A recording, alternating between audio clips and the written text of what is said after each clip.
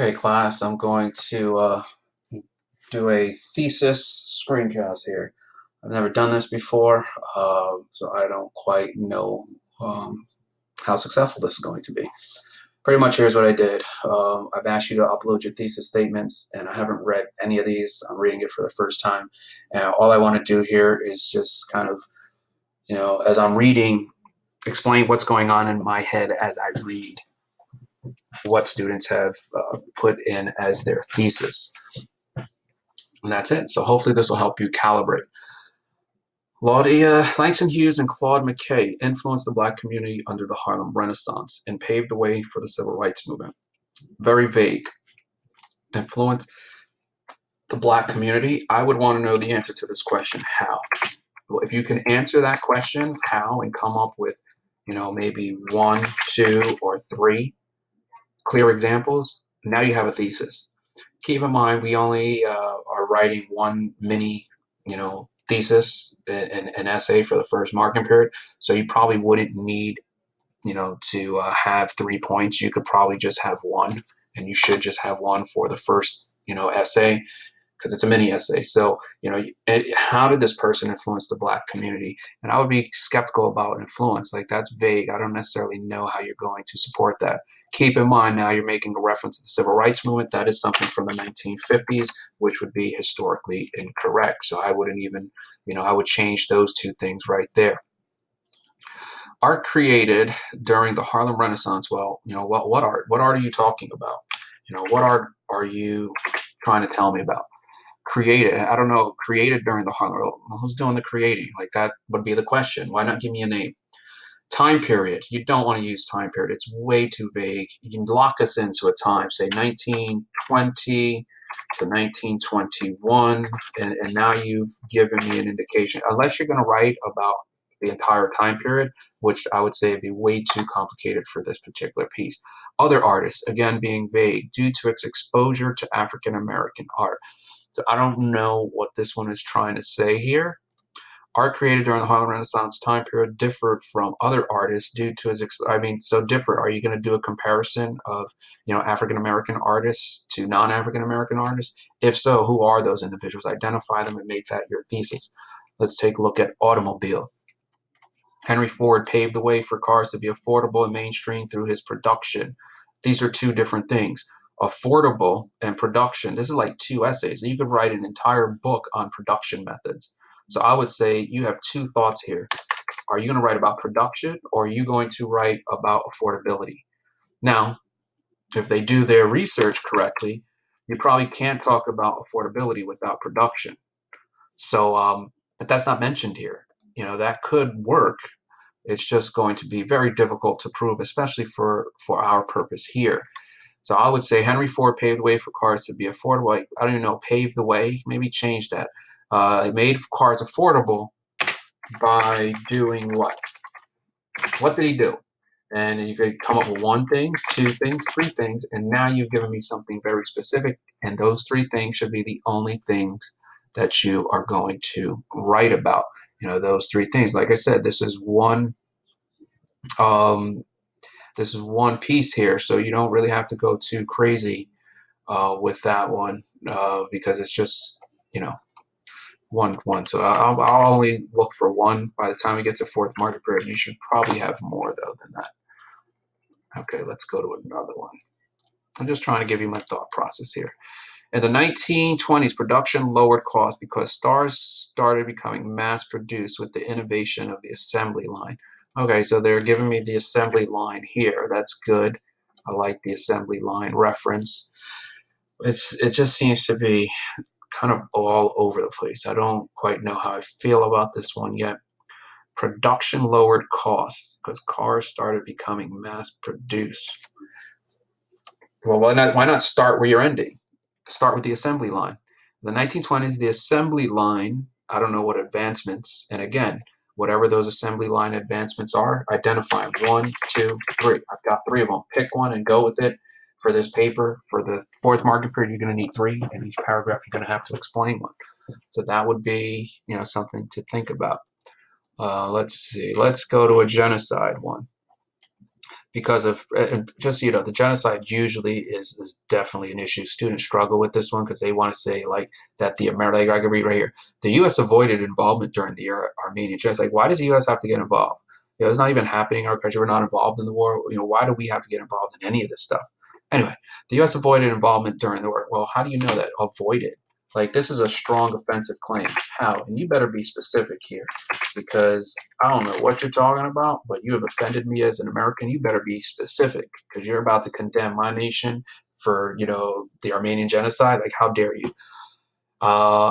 Anyway, involuntary American, as Congress knew that most of how. So how does Congress know? Like, what evidence do you have? Was there a poll? Like, how are you going to support that? Most Americans wanted to keep their country far from the great power. Like, what are you even talking about? I don't know. Like, what about genocide? Like, Americans wanted to keep their country far from great power politics. Like, what does that have to do with genocide? And President Woodrow Wilson knew declaring a war on it would risk. So these 2 points aren't even really about genocide. They're really about the war. So I would say like all of that is completely off with that one. So that one definitely needs some change. The U.S. government did not intervene in the Armenian genocide.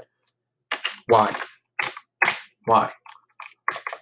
What evidence do you have that the United States is concerned about condemnation of one of Germany's main allies? Like right here, you need to look up the Henry Morgenthau. Henry Morgenthau is a United States ambassador in the Ottoman Empire, and he's writing a series of letters to the to the American government. How do we know that? Well, because you can easily use my genocide class as a source. You go to the Armenian genocide, and you probably will find documents that are from Henry Morgenthau. Here we go, right here. Armenian ambassador and the bystander role. So if we open up this particular file here, let me see what readings I have. I don't know what's in here. Is it opening up? Bryce Toynbee report. Here we have the German ambassador, Turkish nationalist. So I don't. Oh, here we go. There's a Henry Morgenthau. So there's a document that Henry Morgenthau writes about the situation in Armenia. There should be some other, items on this site as well. So feel free to access this section. Anyway, let's get back to this. Terrorism, another difficult one. Like this one, just make this a lot more complicated than it needs to be. Apply the definition of terrorism. The LA Times bombing was an act of terrorism, as there was a use of unlawful force to intimidate other people and provoke a state of terror in people. All right, that was not bad. Unlawful force. I don't know that we have the motive for the LA Times bombing, so that one could be complicated. Just apply the definition of terrorism. Like, start with terrorism. Here's what terrorism means. Here's the LA Times bombing. Here's the Bat School massacre. Here's what they did. This can be classified as terrorism or not. Like, that's all this paper should be about. Was not terrorism because McNamara's were terrorists that were part of a labor union that disagreed with the exploitation of labor. So, all right, they're not terrorists, but why? If they're trying to change, society or the government, to me that qualifies as terrorism. Just apply the definition of terrorism.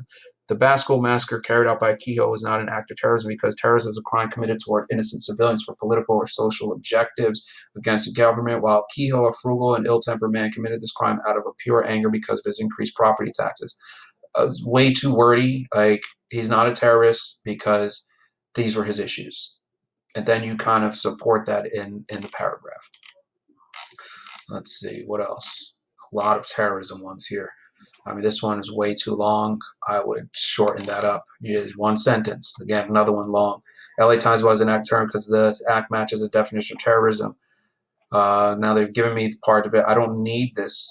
Like, I know what it is. So much as an act of terrorism. Like, pick one. Don't write about LA Times and the Wall Street bombing. Pick one and go with it. You don't need to write about both. Mary Queen was the most progressive woman. How are you going to prove that? Most progressive women? Well, I would say she wasn't progressive at all. By being a lesbian, out of the closet, by breaking societal standards. What evidence do you have that she was out of the closet? And how did she break societal standards? This seems to be too subjective. It doesn't seem to be anything concrete. I would scrap this. Although abortion is a very controversial topic, I don't need to know that. Women in I'll start here. Women in the 1920s were just accepted to vote I don't even know what that's about. Like, I would cut that out. Having an abortion would harshly be debated on because even after voting rights, women were still restricted to their choice. All right, so there's a lot going on here. I mean, is this about abortion? Is it about women in the 20s? Is it about voting? This really needs to be changed. There's like 4 different things going on here. Margaret Sanger and other women rights activists fought for women's reproductive rights by providing treatment for illegal abortion. Now, this is good. This right here shows you something that we are shooting for. I would cut around the 1920s, around. This seems vague. Margaret Sanger and other women rights activists. Now, if you name those activists or you link them to the abortionist movement of the 1920s, that might be a way around it. They fought for reproductive. I like this. They're fighting for reproductive rights. That's the point. This is what I like here. And how are they doing it? They're providing illegal abortions and they're fighting for the use of contraceptives. They've given me in this example not 1, but 2 points that they're going to argue. And this student can easily, let's go back here, go to my race class, go to my women history section, and there's probably a whole section here that is on abortion, and I probably have sources that student can use. So there you go. You probably want to make sure you're taking a look at that. Civil rights, the awareness and actions took by groups of people such as anti-lynchers, W.E.B. Du Bois and Ida B. Wells, led to the end of segregation. Well, that's just completely wrong. It doesn't lead to the end of segregation. I would argue we're still segregated today. I don't know what you're going to argue for awareness. That seems to be a vague term. I would cut that one. Yeah, this needs to be very specific. Let's see. What else do we have? Fashion. After World War I, and as many women gained more political social power, in 1920 women fashion changes. In the 1920s, women fashion changed by what? Give me 1 thing, 2 things, 3 things, and then kind of move on. That's it. I'm going to end there. So I will make some comments on all of these. I just wanted to kind of give you an idea of my thought process as I read through these. Hope this helped.